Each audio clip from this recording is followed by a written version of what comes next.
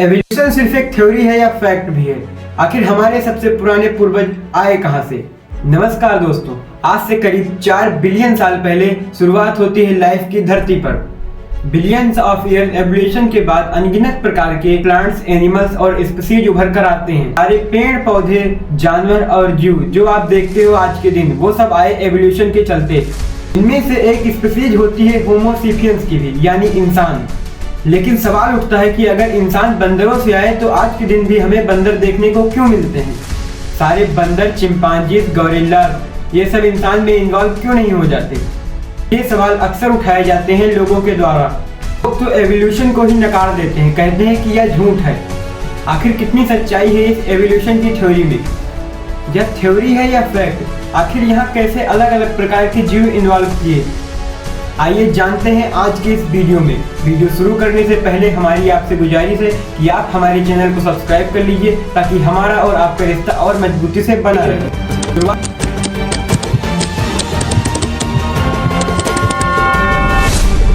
शुरुआत से ही दोस्तों सबसे बड़े मिसकंसेप्शन को क्लियर कर देते हैं। एवोल्यूशन की थ्योरी कभी ये नहीं कहती है कि बंदर इंसान बन गए, बल्कि यह कहा जाता है कि चिंपांजीज, गोरिल्लास, बंदरों और इंसान के पूर्वज एक ही रहे और वो आज के दिन जिंदा नहीं हैं। एवोल्यूशन को अगर आप विजुअलाइज करना चाहते हैं तो पहले आप एक पेड़ इमेजिन कीजिए। एक पेड़ की शुरुआत होती है सिर्फ एक स्टम्प से, फिर ऊपर जाके उनमें टहनियाँ बनती हैं और फिर उन टहनियों में भी छोटी छोटी टहनियाँ बन जाती हैं। इससे अगर आप आगे चलते रहे तो जो टिप आप देखेंगे, इस पेड़ का एक एंड पॉइंट जो है वो है आज के दिन सारे जिंदा जीव। लेकिन एक सवाल आपके मन में अभी भी आएगा कि हमारे जो पूर्वज थे उनमें से कुछ इंसान बने, कुछ चिंपांजी बने और कुछ बंदर बने। ऐसा क्यों हुआ? आप वीडियो में आगे आप समझेंगे।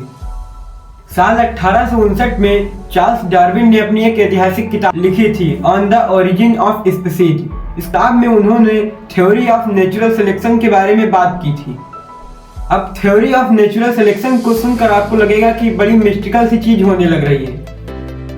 सभी जीवों में कोई इनर इंजीनियरिंग चीज चलने लग रही है, लेकिन ऐसा कुछ नहीं है। सिंपल सा फंडा है, जब भी रिप्रोडक्शन होता है जानवरों में, इंसानों में, पेड़ पौधों में, तो जीन्स जो हैं वो एक दूसरे जीन्स में जाती हैं। हमारी जीन्स बच्चों में आन होती हैं और जब ऐसा होता है तो जीन्स में म्यूटेशन देखने को मिलती है। बहुत बदलाव आते हैं जीन्स में और कुछ वेरिएशन देखने को मिलते हैं। जैसे फॉर एग्जांपल आपकी ब्राउन आंखें हैं लेकिन आपके बच्चों में ग्रीन आंखें देखने को मिलती हैं। मतलब है कि अचानक से एक म्यूटेशन आ गई है उनके जीन्स में, आंखों को कलर देने वाली जीन्स में।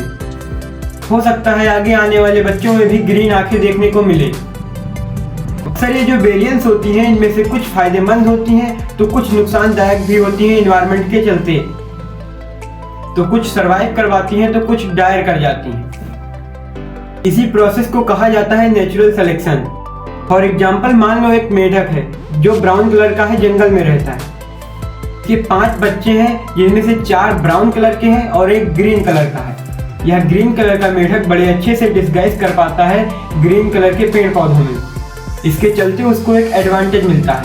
एक दिन सांप आता है और 4 ब्राउन कलर के मेढक को खा जाता है क्योंकि वह आसानी से दिख जाते हैं, लेकिन यह ग्रीन कलर का मेढक दिख नहीं पाता इसलिए बच जाता है और आने वाली अब इसकी पीढ़ियां ग्रीन कलर की होंगी।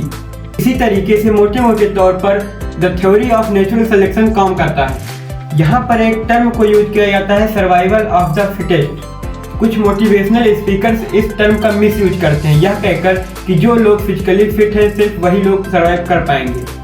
लोग इमेजिन करते हैं कि जिनके पास बड़े बड़े बाइसेप्स, ट्राइसेप्स, 6 पैक होंगे, सिर्फ वही लोग यहाँ पर सर्वाइव कर पाएंगे। लेकिन यह कहना एक्चुअली में गलत है। चार्ल्स डार्विन के अकॉर्डिंग फिट का मतलब है कि जो अपने आसपास के एनवायरनमेंट में अच्छे से फिट बैठ पाए। अब आपने बेसिक समझ लिया है, अब समझते हैं कि एवोल्यूशन एक्चुअली में हुआ कैसे। एवोल्यूशन की ट्री में अगर आप पीछे जाते रहे तो हर किसी में आपको कॉमन एंसेस्टर देखने को मिलेगा। कई बिलियन साल आगे चले तो एक खास किस्म का बैक्टीरिया उभर कर आता है एवोल्यूशन के चलते, साइनोबैक्टीरिया। यह पहला ऐसा बैक्टीरिया होता है जो फोटोसिंथेसिस कर पाता है, यानी धूप का इस्तेमाल करके एनर्जी जनरेट करना। इसमें पानी को फ्यूल की तरह इस्तेमाल किया जाता है। प्रोडक्ट यहाँ पर निकल कर आता है ऑक्सीजन, जो कि आज के दिन सारी स्पीशीज एग्जिस्ट करती हैं। और ये सब एक इक्विलिब्रियम में एग्जिस्ट करती हैं। यह एक ऐसा लिब्रियम है जहाँ पर हर कोई फिट बैठा है। अभी के लिए आप मेरा मिस्ट्री वाला वीडियो एंजॉय कर सकते हैं, जिसकी लिंक हमने डिस्क्रिप्शन में दे दी है। मिलते हैं एक नए वीडियो में, तब तक के लिए धन्यवाद।